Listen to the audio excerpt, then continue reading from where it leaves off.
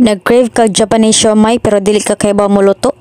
Tara, maghimo ta. Disclaimer, this is Filipino style and not authentic Japanese. So tara, maghimo ta. So diri na ako ground pork 1 kilo, medium nga carrots, red onion, green onion nga chopped, nya crab sticks ug nori sheets. Diha ibutan na to sa grinder ang carrots ug ang red onion para madali ta. Wala na nako gibutang ang green onion kay paminon ako magtubig nya dili ra siya matarong og chop bitaw sa grinder. So ako ra gyud pa na consumption na i-grind lang siya taman sa ma-mince jud siya para dili pud kayo halata ini kaon nato og dili ra pud siya maluto. Iguman og grind, make sure lang ang inyong ground pork na asa lang masudlanan para dali ra sad mo makamix. So gibutan na nako di ang katong gi-grind nga carrots og red onion nya isunod dayon ang katong chopped nga green onions, dayon ang karon kay mga seasoning. First in line garlic powder, pero optional ra na ha kung wala mo ingana pwede ra pud og wala. Second in line is ground black pepper. This is non-negotiable. Dapat magpalit mo ni charot. Pero bitaw sa ang ground black pepper sa makapalami sa pagkaon. Sunod kaning chili mansi sa Maggi. Mas prefer ko ani kay sa atong nor pero naamoy nor ka na go. Next in line is kaning soy sauce. Kung wala may premium pwede ra katong regular lang. So diha ang gigamit nako nga measurement kay ang takob lang sa soy sauce. Nga 3 or 4 ka cups pero kung gibutang diha duha ra kay para dili kay siya para dagan pa tag isunod no may kalma lang kana lang sa duha. Mulami ra lagi na. Sunod kaning sesame oil. Optional lang jud na siya ha. Pero maka-enhance ni sa mga spices nga atong ipangbutang. Kung wala mo inani okay ra jud kaayo. Skip na lang kay medyo pricey biya gyud siya ay binuang. Sunod kaning oyster sauce na ko nga white sod. Ambot din anong nakalimot ko papalit ana oy. Gitiliok lang na ko no kana pa sa siya gamay sulod. Pero pagbutang maniha mga 1 to 2 tablespoon kaya na kay na. Next is asin. Iodized salt yung gamit niya day no para dali ra kayo siya ma-dissolve. Nagbutang lang ko diha 1 to 2 tablespoon. Sunod kamay para mabalanse ang mga tong seasoning ipambutang. Nagbutang ko dag 1 tablespoon. Sunod cornstarch o sara ka tablespoon akong gibutang. Next is sa ka large egg. Kanang large egg o cornstarch ay makapabind na sila sa atoang mixture. Mao na to atong ingredients day nighuman i-banding all together na day na to siya para makaputos na ta. Make sure lang nga na mix na tog maayo para wala magkatabang, magkaparat, magkatamis unsa ba. Nighuman og mix iandam lang ang nori sheet. Makapalit ra ta ani sa department store sa international section. Ya diha day kay naay rough og silk anata sa rough dapit magbutang og pork ha. So diha magkita ninyo asay rough og asay silk dapit.